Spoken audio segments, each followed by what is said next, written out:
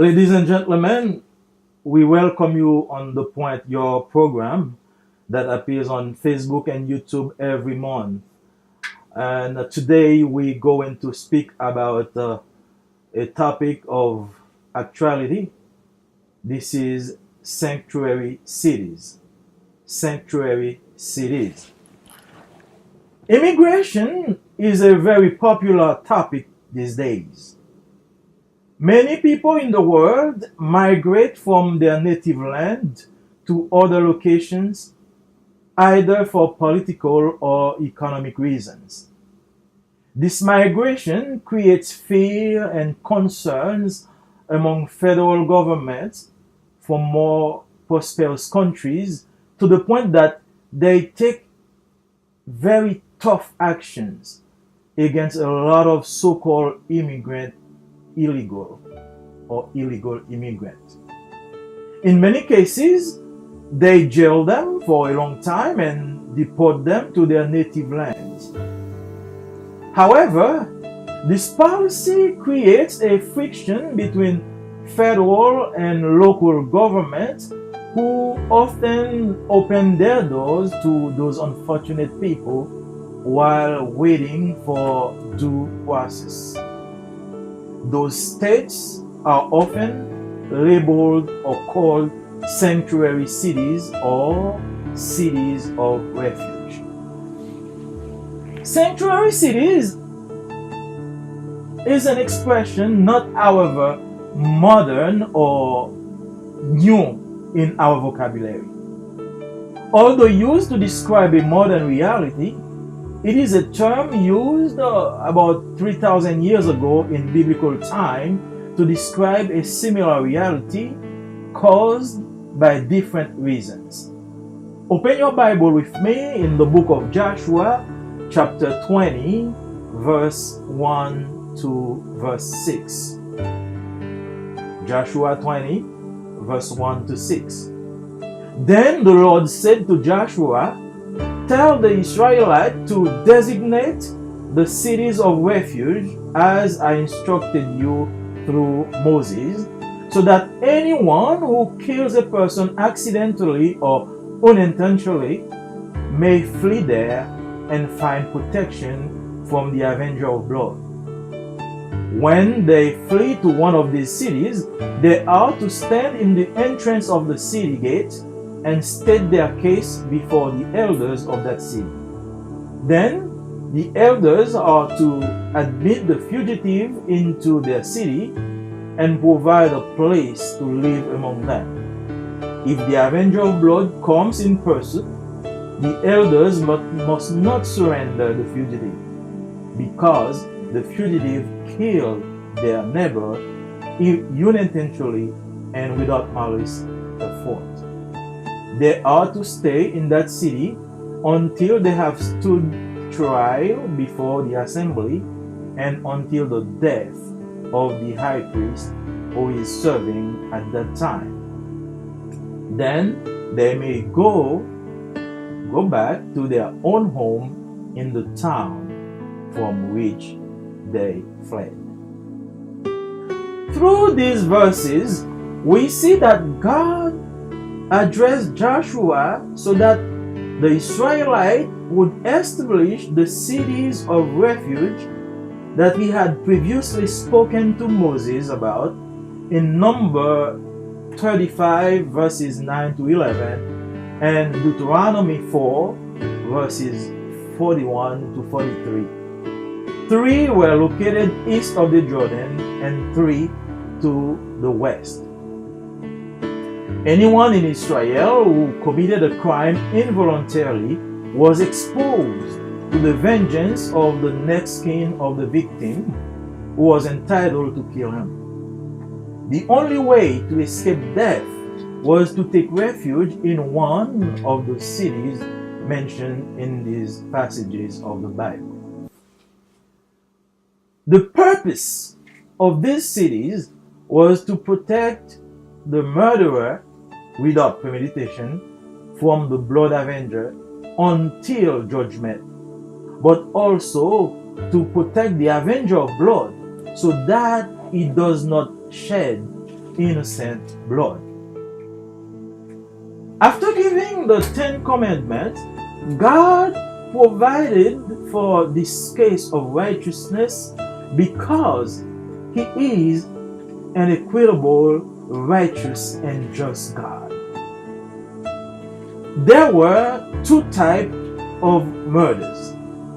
First, the murder by premeditation, for which the sentence was without appeal. Second, the murder by accident, for which a way to escape death was given. There were 6 cities of refuge provided not only for Israel but also for other nations and foreigners, that, according to Number 35 verse 15. And in Deuteronomy chapter 19 verse 3, we read that not only did the people of Israel have to make cities of refuge, but they also had to establish the walls and keep them in good condition so that the murderer could access the cities without problem, without worry. The verse says, "You shall prepare roads for yourself and divide into 3 parts the territory of your land, which the Lord your God is giving to you to inherit, that any manslayer may flee there." Here we see that the Lord instructed Israel to establish ways and means to help those in need of building, instead of building a wall to isolate themselves from other nations. However, there is through these verses another lesson of high spiritual significance, because the Old Testament, while being the history of a people, it is also the shadow of things to come whose reality is in Christ.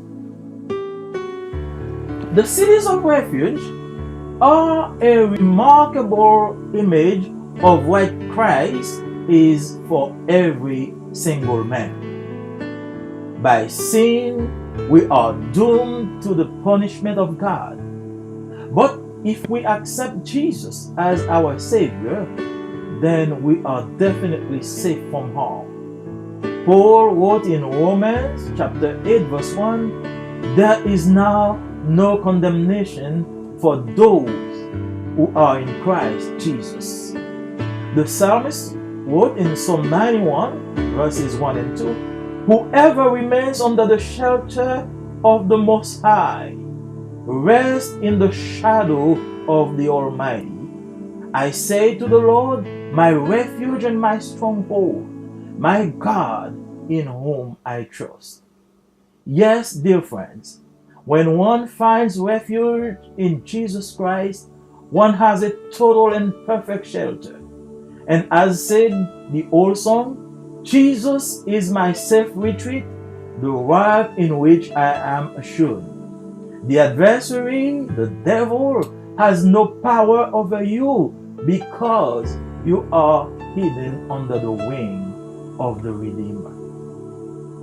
The book of Joshua in chapter 20 verses 7 and 8 record that the Israelites consecrated Kadesh in Galilee to the mountain of Naphtali, Sichem in the hill country of Ephraim, and Kirjath Arba, which is Hebron, in the mountain of Judah.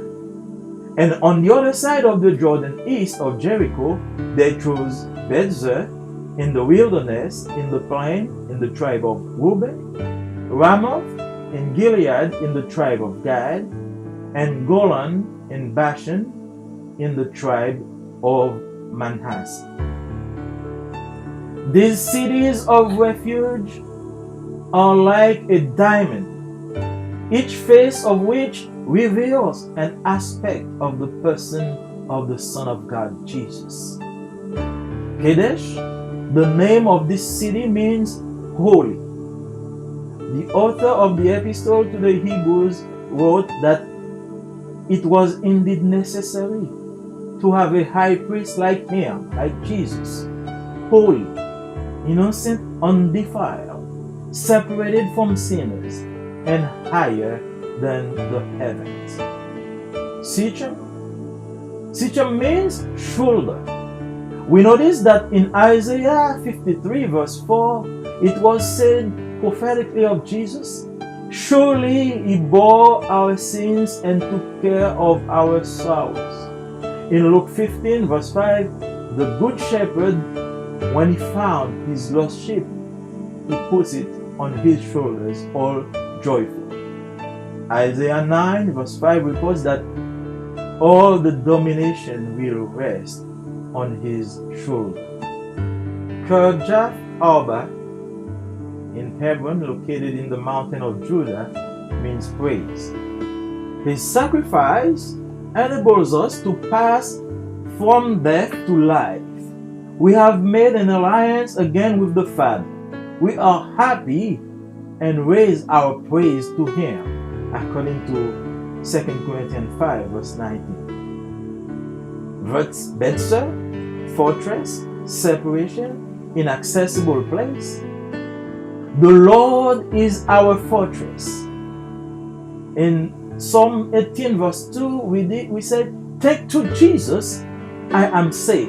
He is my stronghold. He has separated me from my old life and brought me into a new life, according to 2 Corinthians 5 verse 19. Ramoth, that means high places, height. David says in Psalm 144 verse 2, the Lord is my high priest, is my high retreat. He is my deliverer, my shield, who is my refuge, who subjugates my people. Through the sacrifice of Jesus, I can rise above the circumstances of life, see them with his eyes, gain height and be joyful, because the joy of the Lord is my strength. Golan, that means exile, passage. Jesus says in John 5:24, he who hears my word and believes in him who sent me has eternal life and does not come to judgment, but has gone from death to life, passed from death to life through Jesus, and my transgression are forgotten. I'm only a pilgrim passing over this earth. I'm not of the world, but in the world. According to John chapter 17, verses 15 and 16. The meaning of each of these cities brings us back to Jesus Christ and his redemption. What is the relationship between the cities of refuge and us today? We are as guilty as the one who shed innocent blood in the Old Testament. All have sinned and fall short of the glory of God. There is no right, not even one. Perhaps we did not shed innocent blood physically, but we did it verbally, according to Matthew 5:21 and 22. Dear friends, Jesus is our refuge. He is our rest. He is our sanctuary. He says, come unto me, all of you who are weary and carry heavy burdens, and I will give you rest. Jesus accomplished everything. He is the Redeemer, the refuge, the advocate with the Father. He is the expiatory victim for our sins, not only for ours, but also for those of the world, according to 1 John chapter 1, verse 2. What you will have to do today is to accept Jesus as your Savior. As in the Old Testament, we are all condemned because we have sinned and fall short of the glory of God. We need to seek refuge. We need to seek protection and shelter under the wing of the Redeemer. So wherever you are today, whatever you're doing today, I invite you to accept the comfort, the refuge offered by Jesus our Savior. Bow your head and let's pray together. Heavenly Father, in the name of Jesus, we come to you today. We thank you for your grace. We thank you for the sanctuary and the refuge offered under the wing of the Almighty.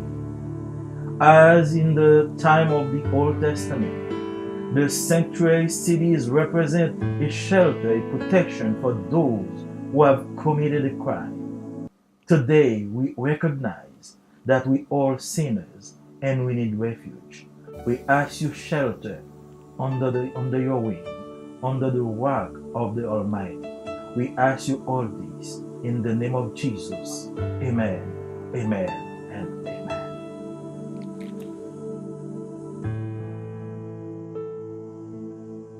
Bien-aimés dans le Seigneur, que la paix et la grâce de Dieu soient avec vous. Nous vous souhaitons la bienvenue sur Le Point, votre programme de tous les mois qui paraît sur Facebook et également sur YouTube. Nous allons aborder aujourd'hui un sujet d'importance capitale et c'est un sujet d'actualité. Nous allons parler des villes de refuge, les villes de refuge. Le terme immigration est un terme très populaire ces jours-ci. De nombreux peuples du monde quittent leur terre pour aller s'établir dans d'autres pays, soit pour des raisons politiques, soit pour des raisons économiques. Cette migration crée des craintes et des inquiétudes parmi les gouvernements fédéraux des pays les plus prospères, au point qu'ils opposent l'entrée à beaucoup d'immigrants dits clandestins. Dans de nombreux cas, ils les emprisonnent pendant longtemps et les déportent dans leur pays d'origine. Cependant, cette politique crée une friction entre les gouvernements fédéraux et les gouvernements provinciaux qui, pour la plupart, ouvrent leurs portes à ces malheureux en attendant une procédure régulière. Ces États sont souvent étiquetés ou appelés villes sanctuaires ou encore cités de refuge. Cité de refuge. L'expression cité de refuge ou ville sanctuaire n'est cependant pas un terme nouveau dans notre vocabulaire. Bien qu'utilisé pour décrire une réalité moderne, il s'agit d'une expression utilisée il y a environ 3000 ans dans le temps biblique pour décrire une réalité similaire causée par différentes raisons. Ouvre ta Bible avec moi dans le livre de Josué, le chapitre 20, et nous allons lire les versets 1 à 6. Josué, chapitre 20, les versets 1 à 6. L'Éternel parla à Josué et dit: Parle aux enfants d'Israël et dit: Établissez-vous, comme je vous l'ai ordonné par Moïse, des villes de refuge où pourra s'enfuir le meurtrier qui aura tué quelqu'un involontairement, sans intention. Elles vous serviront de refuge contre le vengeur du sang. Le meurtrier s'enfuira vers l'une de ces villes, s'arrêtera à l'entrée de la porte de la ville et exposera son cas aux anciens de cette ville. Ils le recueilleront auprès d'eux dans la ville et lui donneront une demeure afin qu'il habite avec eux. Si le vengeur du sang le poursuit, ils ne livreront point le meurtrier entre ses mains, car c'est sans le vouloir qu'il a tué son prochain et sans avoir été auparavant son ennemi. Il restera dans cette ville jusqu'à ce qu'il ait comparu devant l'assemblée pour être jugé, jusqu'à la mort du souverain sacrificateur, alors en fonction. À cette époque, le meurtrier s'en retournera et rentrera dans sa ville et dans sa maison, dans la ville d'où il s'était enfui. À travers ces versets, nous voyons que Dieu s'est adressé à Josué pour que les Israélites établissent les villes de refuge dont il avait parlé précédemment à Moïse dans Nombre chapitre 35, versets 9 et 11, et Deutéronome chapitre 4, versets 41 à 43. 3 villes étaient situées à l'est du Jourdain et 3 autres à l'ouest. Quiconque en Israël aurait commis un crime involontairement était exposé à la vengeance du plus proche parent de la victime, qui était en droit de le tuer. La seule possibilité d'échapper à la mort consistait à se réfugier au plus vite dans une des cités dont il est question dans ces passages de la Bible. Le but de ces villes était de non seulement protéger le meurtrier accidentel, c'est-à-dire sans préméditation, du vengeur de sang jusqu'au jugement, mais également de protéger le vengeur de sang afin qu'il ne verse pas le sang innocent. Après avoir donné les 10 commandements, Dieu a pourvu à ce cas de justice, car il est un Dieu équitable et juste. Il y avait deux types de meurtres. Il y avait le prémédité, pour lequel la sentence était sans appel. Il y avait également l'accidentel, pour lequel un moyen d'échapper à la mort était donné. Il y avait 6 villes de refuge qui ne concernent pas seulement Israël, mais également les autres nations et les étrangers qui étaient aux alentours. Dans Deutéronome chapitre 19, verset 3, nous lisons que non seulement le peuple d'Israël devait faire les villes de refuge, mais il devait également établir les routes et les garder en bon état afin que le meurtrier puisse accéder aux villes sans souci et sans aucun problème. Nous lisons donc, tu établiras des routes et tu diviseras en 3 parties le territoire du pays que l'Éternel, ton Dieu, va te donner en héritage. Il en sera ainsi afin que tout meurtrier puisse s'enfuir dans ces villes. Ici, nous voyons que Dieu instruisit Israël d'établir des voies et moyens pour aider ceux qui étaient dans le besoin, au lieu de bâtir des murs, de construire des murs pour s'isoler des autres nations. Cependant, il y a à travers ces versets une autre leçon de haute portée spirituelle. Car l'Ancien Testament, tout en étant l'histoire d'un peuple, est aussi l'ombre des choses à venir dont la réalité est en Christ. Les villes de refuge sont une image remarquable de ce que Christ est pour tout homme. Par le péché, nous sommes voués au châtiment de Dieu.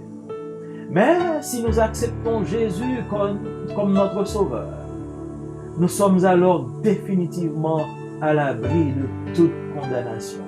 Paul écrit dans Romains chapitre 8, verset 1er. Il n'y a donc maintenant aucune condamnation pour ceux qui sont en Jésus-Christ. Le psalmiste écrit dans le psaume 91, les versets 1 et 2, « Celui qui demeure sous l'abri du Très-Haut repose à l'ombre du Tout-Puissant. Je dis à l'Éternel, mon refuge et ma forteresse, mon Dieu, en qui je me confie. » Oui, chers amis, quand on trouve refuge en Jésus-Christ, on a un abri total et parfait. Et comme dit le vieux chant, Jésus est ma retraite sûre, le rocher en qui je m'assure. L'adversaire, le diable, n'a plus de pouvoir sur toi, car tu es caché sous l'aile du Rédempteur. Le livre de Josué, au chapitre 20 et au verset 7 et 8, rapporte que les Israélites consacrèrent Kedesh en Galilée, dans la montagne de Nephtali, Sichem dans la montagne d'Éphraïm, et Kirjat Arba, qui est Hébron, dans la montagne de Juda, et de l'autre côté du Jourdain, à l'orient de Jéricho, ils choisirent Bethser, dans le désert, dans la plaine, dans la tribu de Ruben, Ramoth en Galaad, dans la tribu de Gad, et Golan en Basan, dans la tribu de Manassé. Ces villes de refuge sont comme un diamant dont chaque face révèle un aspect de la personne du Fils de Dieu. Kedesh, le nom de cette ville signifie saint. L'auteur de l'Épître aux Hébreux écrit qu'il convenait en effet d'avoir un souverain sacrificateur comme lui, c'est-à-dire comme Jésus, saint, innocent, sans tache, séparé des pécheurs et plus élevé que les cieux. Sichem, la deuxième ville, Sichem signifie épaule. Nous remarquons qu'en Ésaïe 53, verset 4, il était dit prophétiquement de Jésus, « Certainement, il a porté nos péchés et s'est chargé de nos douleurs. » En Luc, chapitre 15, verset 5, il est dit que le bon berger, lorsqu'il a trouvé sa brebis perdue, il la met sur ses épaules tout joyeux. Ésaïe, chapitre 9, verset 5, rapporte que la domination reposera sur son épaule, c'est-à-dire sur l'épaule de Jésus. Kirjat Arba, qui est Hébron, situé dans la montagne de Juda, signifie louange. Son sacrifice nous donne de passer de la mort à la vie. Nous avons de nouveau fait alliance avec le Père. Nous sommes heureux et élevons notre louange vers lui. Selon 2 Corinthiens, chapitre 5, verset 19. L'autre ville, c'est Bethser. Bethser signifie forteresse, séparation, lieu inaccessible. L'Éternel est notre forteresse. En Psaume 18, verset 2, nous lisons que grâce à lui, grâce à Jésus, nous sommes en sécurité. Il est ma forteresse. Il m'a séparé de mon ancienne vie et m'a fait entrer dans une nouvelle vie. 2 Corinthiens, chapitre 5, verset 17, fait référence à cette vie. Ramoth, qui signifie lieu élevé, hauteur. David dit dans le psaume 144, verset 2, « L'Éternel est ma haute retraite et mon libérateur, mon bouclier, celui qui est mon refuge, qui m'assujettit mon peuple. Au travers du sacrifice de Jésus, je peux m'élever au-dessus des circonstances de ma vie, les voir avec ses yeux, prendre de la hauteur et être joyeux, car la joie du Seigneur est ma force. » Golan. Cette ville signifie exil, passage. Jésus dit dans Jean chapitre 5, verset 24, « Celui qui écoute ma parole et qui croit en celui qui m'a envoyé a la vie éternelle et ne vient point en jugement. Mais il est passé de la mort à la vie. » Je suis donc passé de la mort à la vie grâce à Jésus et mes transgressions sont oubliées. Je ne suis qu'un pèlerin en passage sur cette terre. Je ne suis pas du monde, mais je suis dans le monde. D'après Jean chapitre 17, versets 15 et 16, la prière de Jésus. La signification de chacune de ces villes nous ramène à Jésus-Christ et à son rachat. Quel rapport y a-t-il donc entre les villes de refuge et nous aujourd'hui? Nous sommes aussi coupables que celui qui a versé le sang innocent dans l'Ancien Testament. Tous ont péché et sont privés de la gloire de Dieu, nous dit la Bible. Il n'y a point de juste, pas même un seul. Peut-être que nous n'avons pas versé le sang innocent physiquement, mais nous l'avons fait verbalement. Si nous lisons Matthieu, chapitre 5, les versets 21 et 22. Jésus est notre refuge. Il est notre repos. Il est notre sanctuaire. Il dit, « Venez à moi, vous tous qui êtes fatigués et chargés. Je vous donnerai du repos. » Jésus a tout accompli. Il est le Rédempteur, le refuge, l'avocat auprès du Père. Il est lui-même la victime expiatoire pour nos péchés. Et non seulement pour les nôtres, mais aussi pour ceux du monde entier, d'après 1 Jean, chapitre 2, versets 1 et 2. Chers amis, vous et moi, nous sommes à l'instar du criminel involontaire de l'Ancien Testament. Nous avons besoin d'un refuge. Nous avons besoin d'un sanctuaire. Jésus est là. Il se tient debout, les bras ouverts. Il vous attend pour vous donner repos, pour vous donner refuge. Quels que soient vos crimes, quels que soient vos péchés, Jésus peut vous donner la vie. Jésus peut vous donner repos. Il vous attend, il vous aime, il veut vous sauver.